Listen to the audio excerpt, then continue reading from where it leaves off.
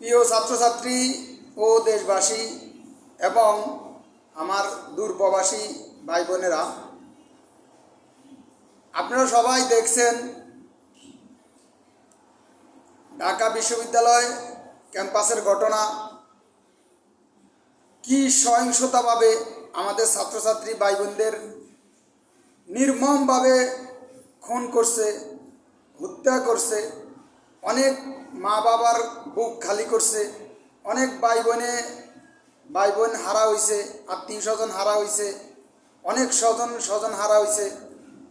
আপনারা সবাই দেখছেন, এমনকি ভিডিও ফুটেজগুলো এখনও আছে। এগুলা এই সহিংসতাগুলো মাথায় রাখা আমরা সামনের দিকে আগাইয়ে যাব, যেন এরকম সামনের দিকে আর কোনো সহিংসতার সৃষ্টি না হয়। এই সহিংসতা যারা করছে, যাদের ইন্ধনে করা হয়েছে, প্রত্যেককেই বিচারের আওতায় আনতে হবে। কেউ আইন হাতে তুলে নেবেন না, সবাইকে বিচারের কাঠগড়ায় আনবে ইনশাল্লাহ।